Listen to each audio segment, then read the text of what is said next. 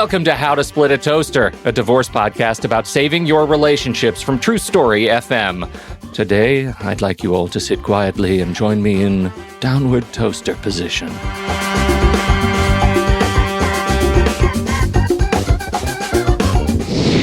Welcome to the show, everyone. I'm Seth Nelson, and as always, I'm here with my good friend, Pete Wright. Our guest today is Gabrielle Hartley. Gabrielle is a national recognized divorce attorney, online mediator, and divorce strategy coach with a strong focus on conflict resolution. She is the author of Better Apart, the radically positive way to separate. She joins us today to share how she brings mindfulness to the divorce process.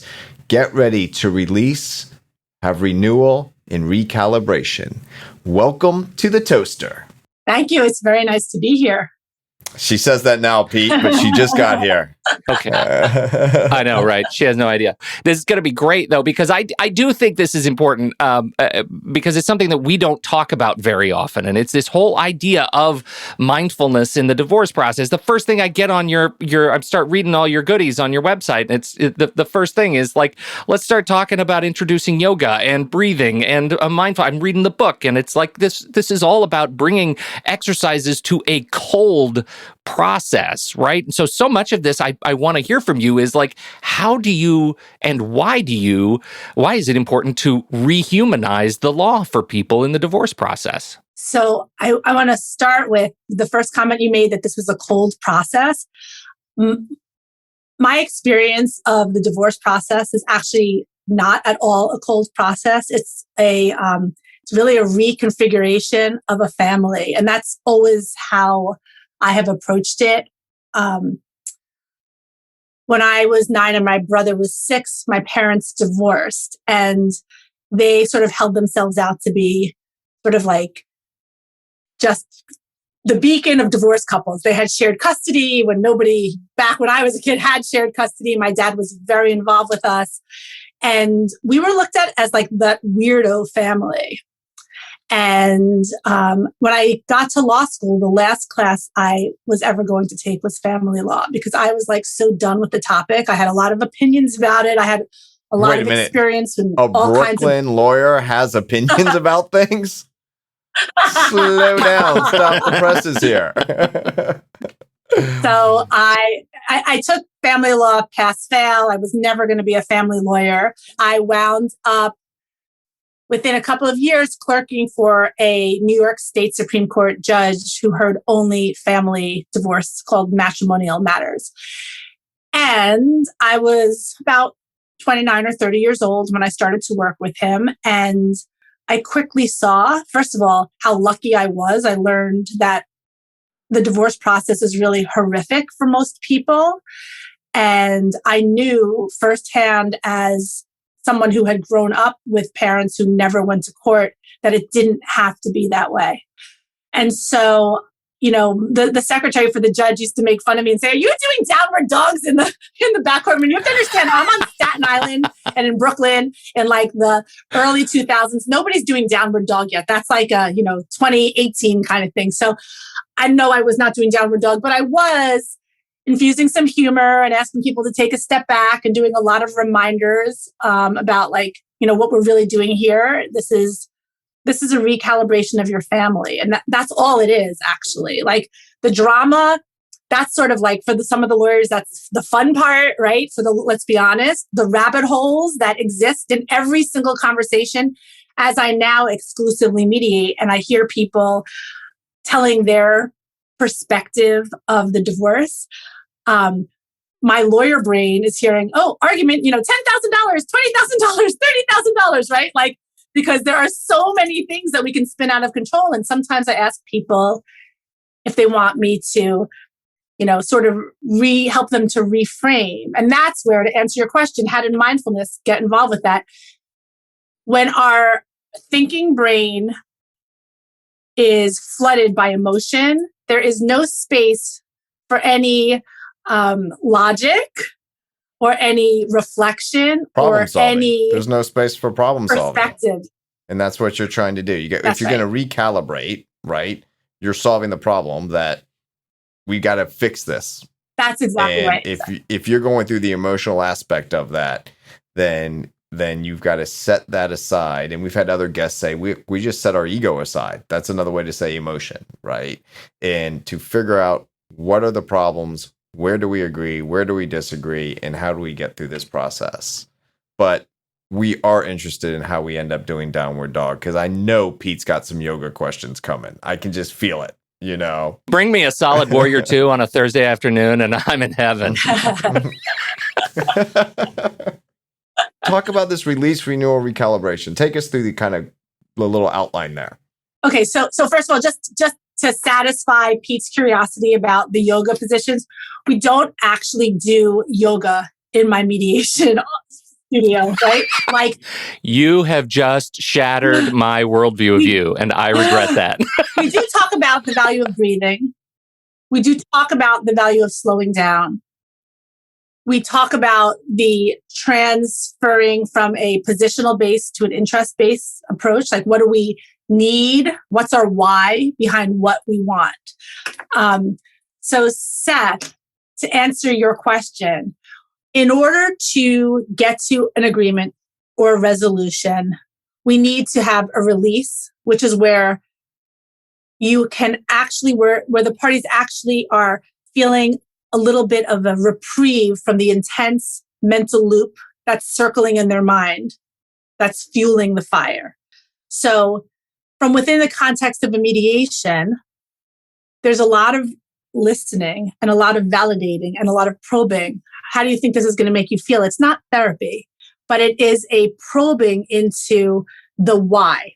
Now, some people, when I tell them, you know, let's think about the why instead of the what, some people can just go there. So I don't need to spend a session sort of getting it out of them, right? But once we get to the why, and once we get to the release, then we can recalibrate. So recalibration is once there's like the space in our minds to feel open to different perspectives. That's where the creativity comes in. And I imagine, Seth, as a family lawyer, you're well aware of how much creativity it takes to satisfy both sides who have very different narratives, right? Oh, well, I think what you're saying is directly on point, is that when you talk about what is your underlying interest as opposed to your position, and we've discussed this a little bit before, Pete, on other shows, where we're talking about your why. Why do you want to keep the house? Well, because it's good for the kids. It's a good school district. I think we can afford it even if someone else moves out. Like, there's all these other things that go along. But then you get to that, what you're calling recalibration, which I love that term, to get creative in coming up with a solution to a problem. Because both parties have the same problems, though they look at them very different ways. They're splitting their finances. They're dividing up where the children are going to spend their time. Now, people immediately think, well, that other side, he's never been involved in the kids. Why is this a problem now? Well, because it's a problem. So let's deal with it. So I agree with you that once you get to the underlying interests, that is a way to be creative to then solve that problem in recalibration. That makes absolute sense to me. So if you look at the problem, like you're saying, the problem is the what we're fighting about. But why we're fighting about it can be actually really different, right? Like, the guy wants custody. This is really being sexist, gendered, so I apologize already. But like, the guy wants custody and the woman wants to have primary custody. And the problem is who's going to have the kids. And why the guy wants custody is because he's afraid that he might be boxed out if he doesn't have shared custody, right? And the woman, the mom, might feel like, well, you were never there before. You never really pulled your weight. You don't even know who the kids' teachers are. How could you possibly have shared custody? You know, many times the dad doesn't really care about having exactly 50-50 parenting. They want to be involved, right? Now, sometimes they do care and sometimes things have to go to trial, but sometimes there are small shifts that we can make in the way we're looking at things, small ways to recalibrate the agreement. So instead of saying 50-50, we focus more on the schedule rather than the label. Right. And And along with that, I think that's absolutely correct, where I believe that nobody, when they have children, look at a calendar and say, how much time am I going to spend with this child over the next 18 years? Well, they look at it when they know that it has to do with child support. That's the problem. Well, when you get divorced, you look at it because lawyers and judges make you look at it that way. But when we say, why do you want time? And it's because you want to have enough time in your child's life for to have a positive relationship where your child comes to you in good times and bad when they're 5, 15, and 25, and 35, and 45, if you're playing the long game. And not just this short 18-year period. If your kids are 10 and 12, you're arguing over 6 to 8 years. If you're looking at the long term, if you cannot create that relationship, as you say, by looking at a calendar where it might be 60-40 and you're the guy with the 40%, that extra 10% of time is not going to help you. If you can't get it done in 40%, what's the extra 10 going to do? So I think that's right. You look at a calendar and not get focused on these percentages. Exactly. I want to take just a quick step back. When you're talking about all these, asking the question, why? How often do you run into the situation where people come to you and they think, okay, we want to get a divorce. Why do you want to get a divorce? Why are you feeling these ways? That interrogative kind of introspective interrogation, do they come back and say, oh, I don't know. Maybe divorce isn't the outcome. So I am not a discernment therapist. I'm no kind of therapist, but should I stay or should I go is outside of my wheelhouse, right? Only if people come in and they say a lot of wistful things, and that does happen. And then I say, are you sure you want a divorce? Have you done all you can do? I heard a statistic that only about 18% of couples who seek divorce have ever gone to couples counseling. And I find that alarming as a divorce attorney and as someone who has spent, I've spent much of my marriage in couples counseling. There I go. Don't ask me any follow-up questions. Right, exactly. Just crack that door open for us, Pete. That's right. But I mean, because, people have different personalities, and sometimes people need assistance in communicating better because you don't necessarily marry the person who you communicate the best with. That's the guy you're having the affair with. That communication is good. That's exactly right. Exactly. No, but I will tell you, when I went through my divorce, I sought counseling to help me get through it. And then I would have what I would call check-ins, maybe every 6 months, maybe once a year. And I asked my counselor, my therapist at the time, I'm like, so do you worry about me, in a professional sense? Do I need to be having these check-ins? She's like, no, but I only worry about the people that aren't in counseling. The people that are here doing work, we're good. Exactly. I was just thinking about that. At what point does that become a deciding indicator for somebody who's going to get divorced when they decide to go to counseling? Is it after we've already decided our marriage is failing and we just need help separating? Or is it the people who are doing it, protecting their marriage first, right? So when you're already ready to throw in the towel, going to some counseling can still be helpful because there's a much greater likelihood that you're going to tone down that emotional flood, be able to be more mindful in the moment, make better decisions, and keep your divorce at the settlement table and out of court. So really, even if counseling isn't going to save your marriage, it can still save your unmarriage, your dissolution. And if you have kids, it can open a new way of communicating to go forward, even if you couldn't quite work it out within the context of your marriage. And there's some cases where people really ask the spouse, I want to work on our marriage. I don't think where we need to be. I feel like we're not connected. I want to go to counseling to get reconnected. And the other might say no, because they think it's the check the box before you get divorced. So by not going, we're not checking the box to move to the next step. Now, there's no requirement. As you said, there's a statistic out there that says only 18% of people that get divorced actually went to counseling. But then when push comes to shove and divorce is on the table, and then they finally say, okay, I'll go to counseling. If that's what it takes to wake them up, that relationship, they might stay walking this path on earth together and not go their separate ways.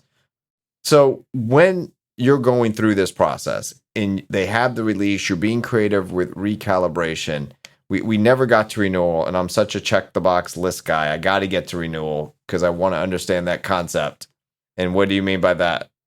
So renewal is the best part. Renewal is what we're looking for. It's when we're stepping away from the blame game, we're getting into active visualization. It's where the magic happens. We stop with the retroactive looking at things, and we start to be proactive at how we're looking at things, right? Like no pot of gold at the end of the rainbow in that direction. Let's turn it around, right? So that renewal is only available after you've had that cathartic emotional release. Again, that could happen wherever. It could be, at home with your friends, by yourself in the deep dark of the night. It could happen at the mediation table if you have a mediator who's very actively engaged and saying, so it sounds to me like it feels to you like your whole life was a lie, right? After she disclosed that the husband's been cheating on her for the last 20 years. And then you have to if you're the mediator, you have to quickly say to the husband, before she says that, I'm not saying this is true or weighing on the validity of this. Like you have to just basically make sure that if you are mediating, that everybody feels like their position is being heard. But by reflecting back and by validating that deep hurt for the person who often won't budge, somehow that releases something in their minds and makes them more open. And then you start looking forward, then you start solving the problems and you can move on. Exactly. So it feels like so much of this, you're rebuilding character for people in this process, like character that has been broken from maybe like you're dealing with them when this is not an adult person sitting in the room with you. This is a 9-year-old kid who's broken inside, trying to figure out how to come to the table when they don't want to. And Pete, it can feel like that for people going through a divorce. It can feel like you're alone and no one else is going through what you're going through. And then they call me and I say, I assure you, you're not alone because I can't even get in front of the judge for 6 months because there's so many other people going through what you're going through. Oh, but my divorce is different. My husband is X, right? I will get calls. How are you good at dealing with narcissists? And I'm like, every day I deal with narcissists, or every day I deal with a client whose perception is that their husband is a narcissist. Right? So those are... Doesn't that make them the narcissist? I know who's the gaslighter. Yeah, right. If you look around the room and you can't figure out who the narcissist is. Exactly. I mean, everyone going through... The word narcissist is thrown around so much. There's the malignant narcissist, there's the covert narcissist. I think the label is helpful in as much as it explains a set of traits or personality quirks that are coming up through the divorce. But I do think it's thrown around pretty fast and loose. And you just have to understand as a divorce practitioner that people are doing the best they can and they basically feel like crap when they're going through the divorce. I mean, to your point, Seth and Pete, I think when people are going through a divorce, they often do feel like 9-year-olds sort of like scraping to just live and to understand like how they're going to get through this because it's one of the most difficult things that any of us can experience. Well, and I think to that point specifically, who you are going through the divorce process, my hunch is it's not who you are day to day. Exactly. I said to, I'm going to get this, I don't know if I'm going to get this the right way around. I have a good friend who is an OB. And I said, you see terrible people during the best times sometimes, right? Because they're so happy they have this baby, even if they're like, not the nicest people. I see wonderful people during terrible times. So, I mean, how often does a client go off on you and then call and apologize because they're just upset? And so you're sort of like... Yeah, that's what they say about the criminal law attorneys is that they see really bad people on really good behavior. Because when you're sitting in court and you're the criminal, you're sitting at the defense table and you're the alleged criminal, you're going to be on your best behavior.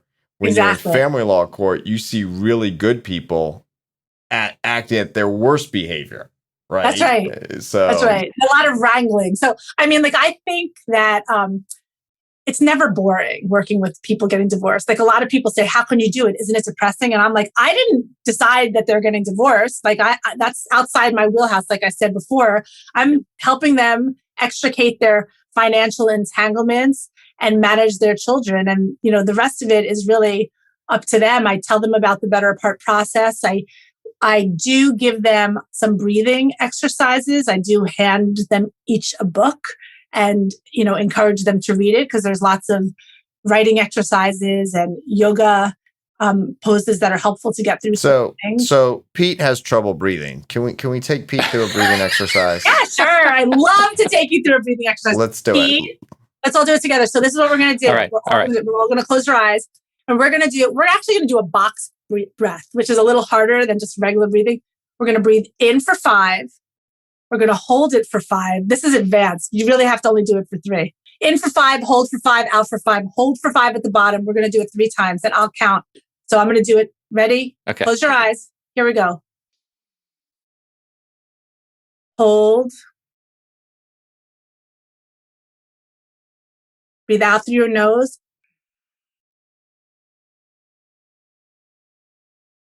Hold at the bottom. Breathe in. Hold.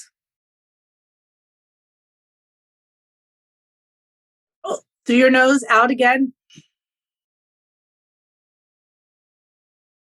Hold at the bottom.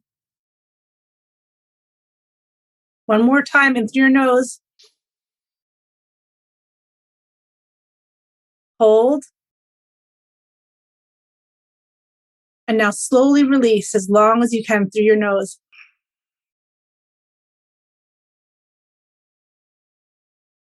Now slowly open your eyes. I see, Pete, you're cheating. Your eyes were sort of open already, but that's okay. It's hard for people to close their eyes. All right. To be fair, your timer was on video, so I had to watch your fingers. I'm not a yoga teacher. We've never been that quiet before on the show. That was good. That is true. Yeah, shut me right up. That was great. That's a great practice, and I'm a little lightheaded. What does that do for people? What should have we felt going through that? Before I tell you what you should have felt, why don't you guys tell me what you did feel? I heard lightheaded. Oh, well, that was me being funny. Mostly, I find it a centering practice. Even though I was watching you, I do find, like, eventually there's a sort of experience of kind of a curtain coming down, and there's like silence, right? I just feel a sense of like silence that they're like as if there's a huge noisy party going on outside, and I was just able to close the window, right? And there's a renewed ability to focus and think clearly and relax. And what about you? It's similar. I'll probably describe it differently. Is I'm very then inward thinking, so I have less distractions. I'm not focused on whatever might be buzzing around me or in my head. Even if you just focus on that one thing, on your breath, and that's a lot of what meditation is just focusing on your breath. And right. when you're sitting there trying to meditate and you're like, oh, my lower back hurts, and instead of being like, oh, I'm not doing it right, I'm thinking about my lower back, it's like, I feel my lower back, I'm going to let that go, back to breathing. And that just gives you this renewed sense of being able to accomplish things even if it's just a few minutes. I have a friend would drive his 3 children to school every morning, and it was a nightmare in the car. The one kid's in the middle seat, they're all arguing, this hurts, what that, I forgot this. And he started teaching them meditation on the way to school to keep things calm in the car. And it has just totally really become a focus point of their life as a family and individually. And he says he'll take a break in the afternoon and meditate for 5 or 10 minutes in the office, and it makes the rest of the afternoon just that much better. So I think this breathing is a good concept that is easy to start to practice. I love that. I have 3 kids who are equally difficult in the car, and my remedy was I would blast, Hamilton, which they'd all start singing, and that would stop them fighting. But to circle back to how this can help in a divorce, is if you give this tool to your clients, or if you yourself are listening to this podcast and you're getting divorced, try to integrate this into your life 3 times a day, morning, the middle of the day, and the evening, just for like a minute. I mean, 5 minutes is optimal, but if you just do the 5 rounds, just so you have the memory of what it feels like to be calm and centered and present, right? And then when you're at the mediation table, when you're in the courtroom, when you're feeling antagonized by your ex out in normal life, you don't need to make a show of it and like breathe loudly or close your eyes, but you can just slowly sip in some breath, hold it, let it out. You don't have to, again, optimally, you're going to do it really strong. And there's going to be a noise like an ocean, but like in life, you don't have to do it that way, but you can still slow down. You can't think about whatever's upsetting you or whatever noise is coming at you or whatever noise is within you if you are thinking about breathing or counting the seconds that you are breathing. So it's not just a distraction, but it pulls off your brain as well as your entire body. Don't ask me more science questions.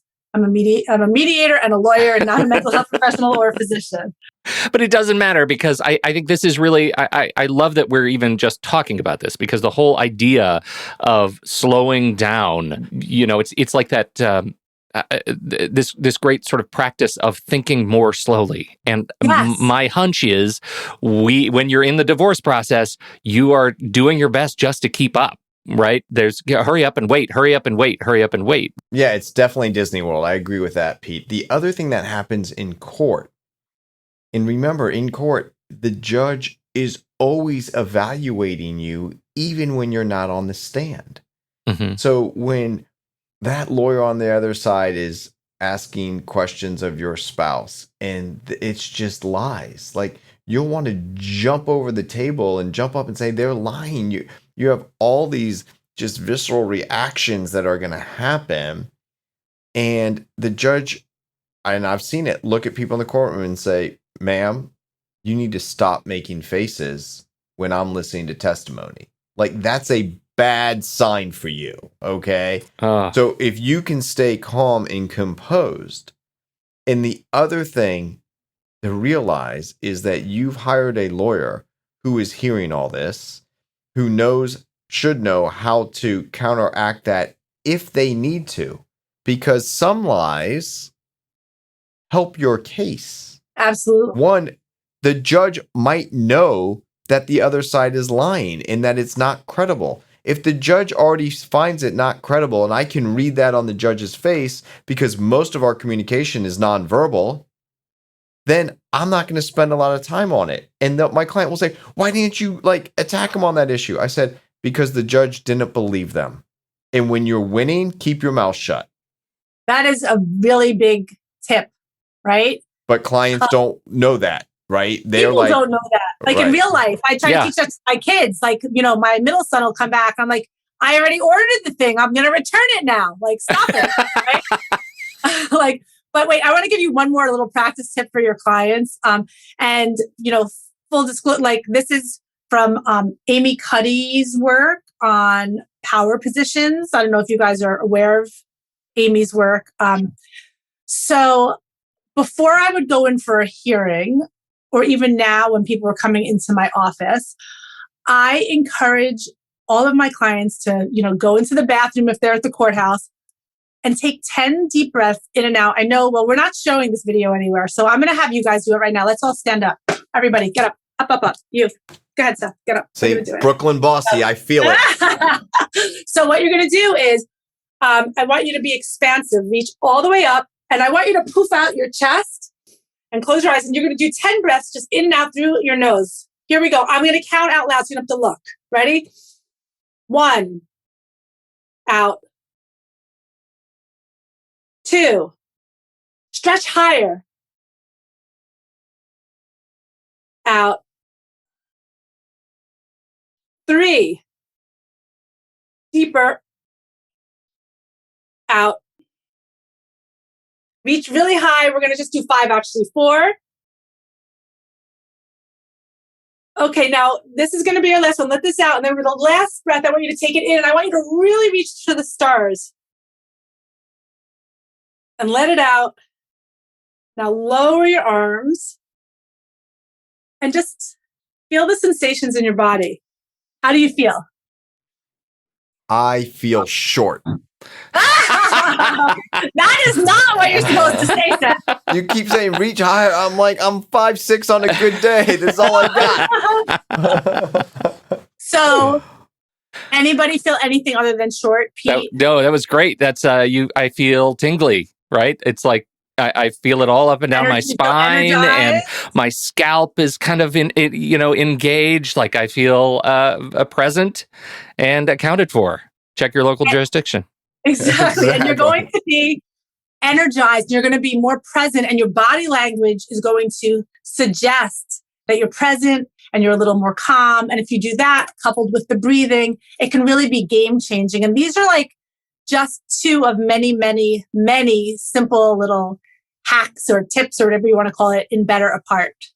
So even though I work as a mediator and I don't go to court, and I really believe in mediation when it's done with a lawyer in consult, or at least there's that real opportunity for a lawyer consult, I didn't write Better Apart for people necessarily in mediation. I wrote it for people who have, tough divorce litigators like Seth, like Lisa, the lawyer I work with in Manhattan.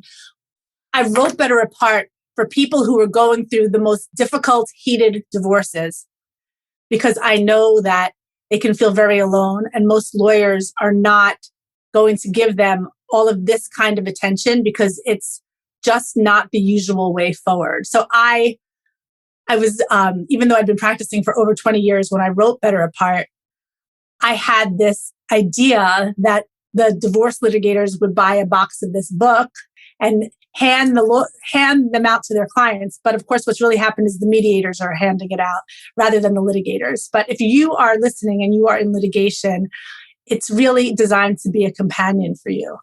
It's just a wonderful resource, and it's an easy read. But before we wrap up, do you want to tell people where they can find more about the work that you're doing for other professionals in the field? You do a ton of work for the field itself. So you can find me at GabrielleHartley.com, where you can find everything that I'm offering, both for people getting divorced and for divorce professionals. This is wonderful. Gabrielle, thank you so much for joining us today. It's been a real treat to meet you and learn more about the work that you've done in the field, and for those seeking a mindful divorce.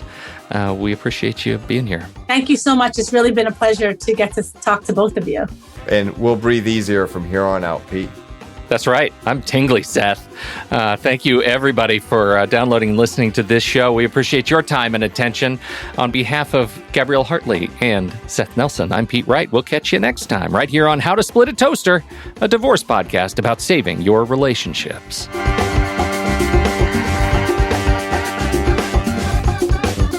Seth Nelson is an attorney with Nelson Koster Family Law and Mediation, with offices in Tampa, Florida.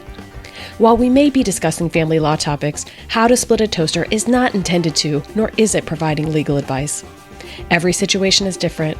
If you have specific questions regarding your situation, please seek your own legal counsel with an attorney licensed to practice law in your jurisdiction. Pete Wright is not an attorney or employee of Nelson Koster. Seth Nelson is licensed to practice law in Florida.